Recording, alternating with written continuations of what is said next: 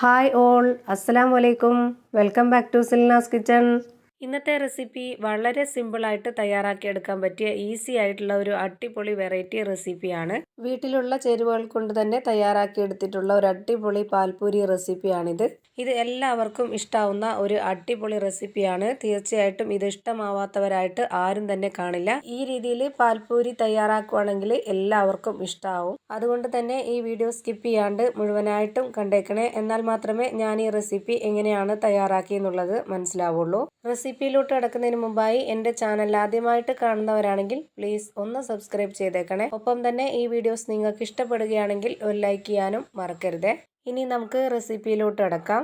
അപ്പോൾ ആദ്യം തന്നെ ഈ ഒരു റെസിപ്പി തയ്യാറാക്കാനായിട്ട് ഞാനിവിടെ ഒരു പാൻ സ്റ്റൗവിലേക്ക് വെച്ച് ഫ്ലെയിം ഓണാക്കി കൊടുത്തിട്ടുണ്ട്. ഇതിലേക്ക് ഇനി 250 ml കപ്പിൻ്റെ അളവിൽ 2 കപ്പ് വെള്ളം ഒഴിച്ചു കൊടുക്കാം. ഈ ഒരു പാൽപൂരി നമുക്ക് രണ്ട് രീതിയിൽ ചെയ്യാൻ പറ്റും. ഒന്ന് ഗോതമ്പ് പൊടി വെച്ചിട്ടും 2 മൈദ മാവ് വെച്ചിട്ടും. ഞാനിപ്പോൾ ഇത് തയ്യാറാക്കുന്നത് മൈദ മാവ് വെച്ചിട്ടാണ്. അതുകൊണ്ടാണ് ഇതുപോലെ വെള്ളം തിളപ്പിച്ചതിന് ശേഷം ചെയ്തെടുക്കുന്നത്. മൈദ മാവിലാണെന്നുണ്ടെങ്കിൽ ഇതേ രീതിയിൽ തന്നെ ചെയ്തെടുക്കാൻ പറ്റുള്ളൂ. ഗോതമ്പ് മാവിലാണെന്നുണ്ടെങ്കിൽ സാധാരണ നമ്മൾ പച്ചവെള്ളത്തിൽ കുഴച്ചെടുക്കുന്ന രീതിയിൽ ഇതേ ഇൻഗ്രീഡിയൻസ് എല്ലാം ചേർത്ത് കൊടുത്തിട്ട് കുഴച്ചെടുക്കാവുന്നതാണ്. ഞാനിപ്പോൾ ഇതിലേക്ക് ആവശ്യത്തിനുള്ള ഉപ്പിട്ട് കൊടുത്തിട്ടുണ്ട്. ഇപ്പോൾ ഞാൻ ഇതിലേക്ക് ഇട്ട് കൊടുക്കുന്നത് പാൽപ്പൊടിയാണ്. പാൽപ്പൊടി ഇട്ട് കൊടുത്തതിന് ശേഷം ഉടനെ തന്നെ സ്പാച്ച് വെച്ചിട്ടോ അല്ലാന്നുണ്ടെങ്കിൽ ഒരു സ്പൂൺ കൊണ്ടോ നല്ല പോലെ ഒന്ന് ഇളക്കി കൊടുക്കണം. വെള്ളം നന്നായിട്ട് തിളച്ചുകൊണ്ടിരിക്കുമ്പോൾ പാൽപ്പൊടി ഇട്ട് കൊടുക്കരുത്. വെള്ളം നന്നായിട്ട് തിളച്ചതിന് ശേഷം ലോ ഫ്ലെയിമിലിട്ടിട്ട് അതിൻ്റെ തിളപ്പെല്ലാം മാറിയതിന് ശേഷം വേണം നമ്മൾ ഇതിലേക്ക് പാൽപ്പൊടി ഇട്ട് കൊടുക്കാനായിട്ട്. എന്നിട്ടിത് നല്ലപോലെ ഇളക്കി കൊടുക്കണം. പാൽപ്പൊടി ഇട്ട് നല്ലപോലെ ഇളക്കി യോജിപ്പിച്ചതിന് ശേഷം ഇനി ഇതിലേക്ക് ഇട്ട് കൊടുക്കേണ്ടത് റവയാണ്. ഞാനിപ്പോൾ ഇതിലേക്ക് ഇട്ട് കൊടുക്കുന്നത് 1/2 കപ്പ് അളവിൽ വറുത്ത റവയാണ്. റവ വറുക്കാത്തതായാലും വറുത്തതായാലും കുഴപ്പമില്ല. നമ്മളിത് ലോ ഫ്ലെയിമിൽ തന്നെ ഇട്ട് വെച്ചിരിക്കണം. ആ ഒരു സമയത്താണ് നമ്മൾ ഇതിലേക്ക് പാൽപ്പൊടിയും റവയും ഇട്ട് കൊടുക്കുന്നത്. ഫ്ലെയിം കൂട്ടി വെച്ചതിന് ശേഷം ഇതുപോലെ പൊടികളൊക്കെ ഇട്ട് കൊടുത്തു കഴിഞ്ഞാൽ പെട്ടെന്ന് തന്നെ കളർ മാറി കരിഞ്ഞു പോവും. ഇനി ഇതിലേക്ക് 250 ml കപ്പിൻ്റെ അളവിൽ 2 കപ്പ് മൈദ ഇട്ട് കൊടുക്കാം. ഇതിലേക്ക് മൈദ ഇട്ട് കൊടുക്കുമ്പോൾ അരിപ്പയിൽ അരിച്ചെടുത്ത ശേഷം വേണം ആ ഒരു മൈദ ഇതിലേക്ക് ഇട്ട് കൊടുക്കാനായിട്ട്.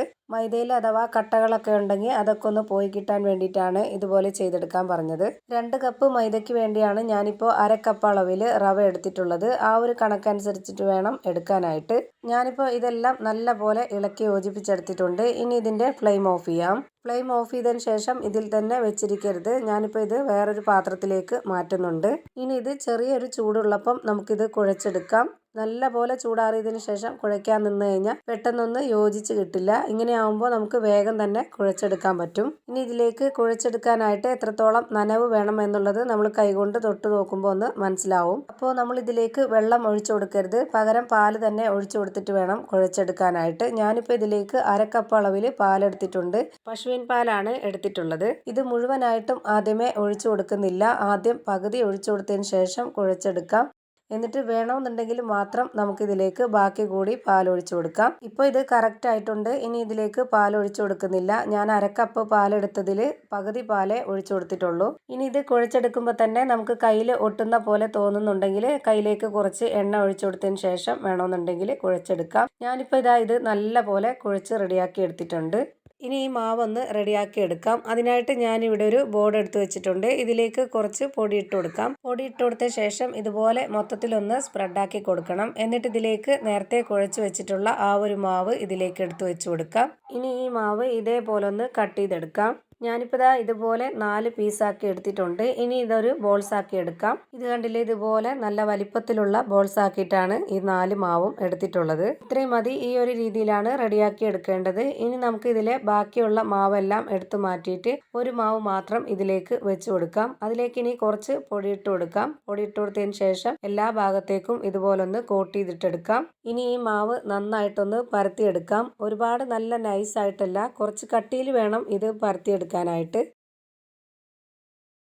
ഇപ്പോൾ ഈ ഒരു വലിപ്പത്തിൽ ഞാനിതൊന്ന് പരത്തിയെടുത്തിട്ടുണ്ട്.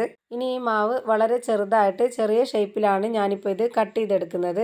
അതിനായിട്ട് ഞാനിവിടെ ചെറിയൊരു അടപ്പെടുത്തിട്ടുണ്ട്. ഇതുപോലെ ചെറിയ ചെറിയ പീസാക്കി കട്ട് ചെയ്തെടുക്കുന്നതായിരിക്കും നല്ലത്. അങ്ങനെ ആകുമ്പോൾ കാണാനും നല്ല ഭംഗിയാണ്, കഴിക്കാനും നല്ല ടേസ്റ്റ് ആയിരിക്കും.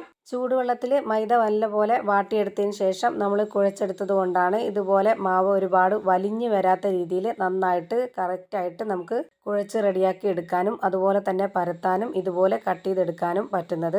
പച്ചവെള്ളത്തിലാണ് നമ്മൾ മൈദ ഇതുപോലെ ചെയ്തെടുക്കുന്നതെങ്കിൽ പൊറോട്ടയൊക്കെ വലിഞ്ഞു വരുന്ന പോലെ ഈ മാവും വലിഞ്ഞു വരുമ്പോൾ നമുക്കിതുപോലെ കറക്റ്റ് ഒരു ഷേപ്പ് കിട്ടില്ല. ഇങ്ങനെ നമ്മൾ മൈദയിൽ ഇതേ രീതിയിൽ ചെയ്തെടുക്കുമ്പോൾ നല്ല ടേസ്റ്റാണ്. അതിനും കൂടിയാണ് ഈ ഒരു രീതിയിൽ ചെയ്തെടുക്കുന്നത്. ഇതുപോലെ കട്ട് ചെയ്തെടുത്ത ശേഷം ഇതിന് മുകളിലേക്ക് കുറച്ച് പൊടി ഇട്ട് കൊടുത്തിട്ട് ഇതുപോലെ ആ ഒരു പൊടി ഇട്ട് കൊടുത്തിട്ടുള്ള ഭാഗം ഇങ്ങനെ വെച്ച് കൊടുക്കാം. അല്ലാന്നുണ്ടെങ്കിൽ മാവ് തമ്മിൽ ഒട്ടിപ്പോവും. ഇതാവുമ്പോൾ ഒട്ടിപ്പിടിക്കത്തില്ല. ഇനി ഈ മാവ് പരത്തിയെടുത്തതിൻ്റെ ആ ഒരു കട്ടി കാണിച്ചു തരാം. ഈ ഒരു പരുവത്തിലാണ് നമ്മളിത് പരത്തിയെടുക്കേണ്ടത്. ഇതേപോലെ തന്നെ എല്ലാ മാവും പരത്തി ഇതുപോലെ കട്ട് ചെയ്തെടുത്തിട്ട് മാറ്റി വെച്ചിട്ടുണ്ട്. ഇനി ഇതെല്ലാം നമുക്കൊന്ന് ഫ്രൈ ചെയ്തിട്ടെടുക്കാം. അതിനായിട്ട് ഞാനിവിടെ ഒരു കടായി സ്റ്റൗവിലേക്ക് വെച്ച് ഫ്ലെയിം ഓണാക്കി കൊടുത്തിട്ടുണ്ട്. ഇതിലേക്ക് എണ്ണ ഒഴിച്ചു കൊടുത്ത ശേഷം എണ്ണ നന്നായിട്ടൊന്ന് ചൂടായിട്ട് വരുമ്പോൾ ഇതിലേക്ക് ഓരോന്നോരോന്നായി ഇട്ട് കൊടുക്കാം. ഞാനിപ്പോൾ ഇതിലേക്കൊരു 6 എണ്ണമാണ് ഇട്ട് കൊടുത്തിട്ടുള്ളത്. ഇതിൻ്റെ ഒരു ഭാഗം ഇപ്പോൾ വെന്ത് കിട്ടിയിട്ടുണ്ട്. ഇനി ഇതെല്ലാം ഒന്ന് തിരിച്ചിട്ട് കൊടുക്കാം.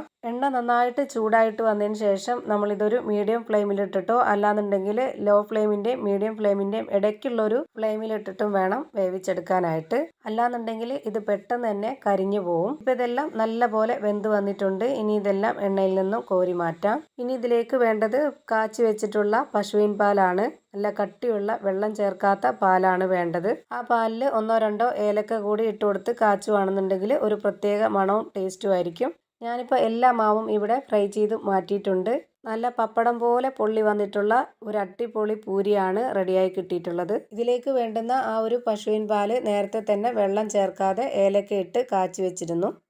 ഇനി ആ പാലൊന്ന് റെഡിയാക്കി എടുക്കാനായിട്ട് ഞാനിവിടെ ഒരു ബൗൾ എടുത്തിട്ടുണ്ട്. ഇതിലേക്ക് 1 സ്പൂൺ പഞ്ചസാരയും 1 നുള്ള് ഉപ്പും ഇട്ട് കൊടുത്ത് പാലൊഴിച്ചു കൊടുക്കാം. ഈ പാലിൽ വേണ്ടുന്ന മധുരം ഓരോരുത്തർക്കും ഇഷ്ടമുള്ള രീതിയിൽ ചേർത്ത് കൊടുക്കാം. ഞാനിപ്പോൾ ഇതിലേക്ക് ഒരു മീഡിയം മധുരമാണ് എടുത്തിട്ടുള്ളത്. ഈ പഞ്ചസാര ഇനി നല്ല പോലെ ഒന്ന് ഇളക്കി കൊടുക്കാം. എന്നിട്ട് ഈ പാലാണ് നമ്മൾ പൂരിയിൽ ഒഴിച്ച് കഴിക്കുന്നത്. ഇതിനുള്ളിലേക്ക് നമ്മൾ പാലൊഴിച്ചു കൊടുത്തിട്ടാണ് ഇത് കഴിക്കുന്നത്. ഒരു നല്ല ടേസ്റ്റി ആയിട്ടുള്ള ഒരു അടിപൊളി റെസിപ്പിയാണിത്. ഒരു പ്രത്യേക ടേസ്റ്റാണ് ഇത് കഴിക്കാനായിട്ട്. അപ്പോൾ തീർച്ചയായിട്ടും നിങ്ങളും ഇതുപോലൊന്ന് ഒരു തവണയെങ്കിലും ട്രൈ ചെയ്ത് നോക്കുക. എല്ലാവർക്കും ഇഷ്ടമാവും. അപ്പോൾ ഇത്രയേ ഉള്ളൂ ഇന്നത്തെ റെസിപ്പി ഇഷ്ടമായാൽ ലൈക്ക് ചെയ്യാനും കമൻറ്റ് ചെയ്യാനും ഷെയർ ചെയ്യാനും മറക്കരുത്. അതുപോലെ തന്നെ ഞാനിടുന്ന പുതിയ വീഡിയോസ് നോട്ടിഫിക്കേഷനായിട്ട് കിട്ടുന്നതിന് വേണ്ടി സബ്സ്ക്രൈബ് ചെയ്ത് ബെല്ലൈക്കൺ അമർത്തി അതിൽ ഓൾ എന്ന ഓപ്ഷൻ എനേബിൾ ചെയ്ത് കൊടുക്കാനും മറക്കരുത്. പുതിയൊരു വീഡിയോയുമായി വീണ്ടും വരും. Thank you for watching.